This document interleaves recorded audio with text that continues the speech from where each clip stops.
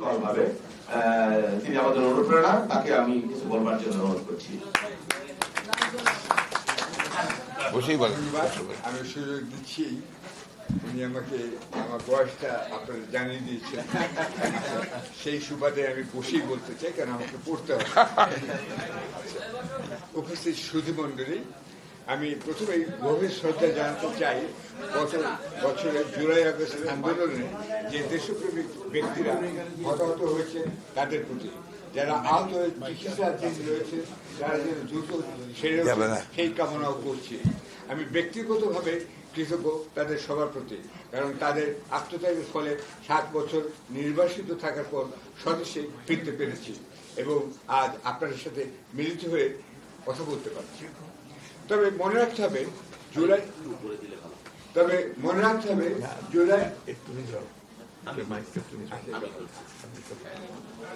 90 বছর হওয়ার ফলেই, তবে মনে রাখতে হবে জুলাই আগস্ট আন্দোলনের ক্ষেত্র তৈরি হয়েছিল প্রায় 15 বছর জুড়ে।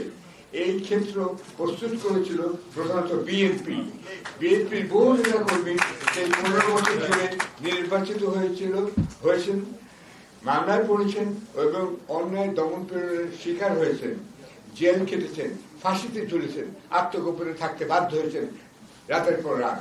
বিএনপির এই 1.5 দশকের আন্দোলনের শেষ অংশে দেশ জুড়ে মোট 11টি বিরাট জনসমাবেশ ঘটিয়েছেন। পাশাপাশি জামাত ও হেফাজতের বহু নেতা কর্মীও নির্যাতিত হয়েছে। হেফাজতের বহু কর্মী নিহত হয়েছেন ঢাকায় শাপলা চত্বরে। এখানে আরেকটি কথা মনে রাখতে হবে, এদের সবার আন্দোলন ছিল অহিংস, শান্তিপূর্ণ এবং সংযত। তাই আজ বিএনপির নেতা কর্মীদের মুক্ত কণ্ঠে প্রশংসা করতে চাই তাদের 11টি বিশাল জনসভা এই সাফল্যের জন্য।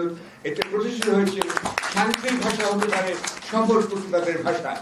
এসবের পেছনে অনুপ্রেরণা জুগিয়েছেন বিএনপি নেত্রী ম্যাডাম খালেদা জিয়া।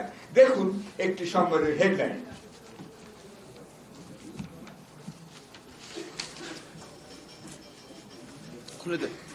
কাতারের এবার হচ্ছে এই হেডলাইন দেখা এইটা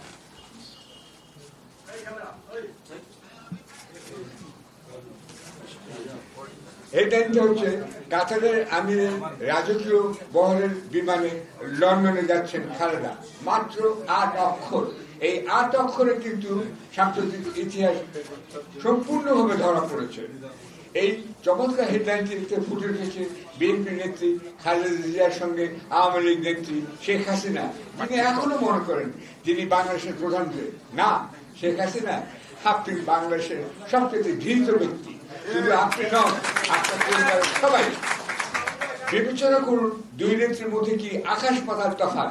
হাসিনা আগে 5 বছর এবং তারপরে একটা 15 বছর ভুয়া নির্বাচনের মাধ্যমে দেশের প্রধানমন্ত্রী হওয়া সত্ত্বেও 5 আগস্টে একটি মালবাহী বিমানে দেশ থেকে গোপনে পালিয়ে যেতে বাধ্য হন।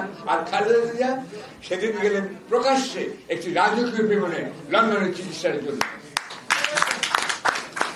হাসিনাকে বিদায় জানানোর জন্য একটি মানুষও ছিল না এয়ারপোর্টে, আর খালেদাকে বিদায় জানাতে সন্ধ্যাবেলায় ও রাতে তার বাড়ি থেকে এয়ারপোর্ট পর্যন্ত ছিল পথে জনতার ঢল। রাজধানীর সব পথে ছিল চাকা ব্লক, ট্রাফিক জ্যাম। মানুষের এই ভালোবাসা ও শ্রদ্ধা অর্জন করেছেন খালেদা জিয়া।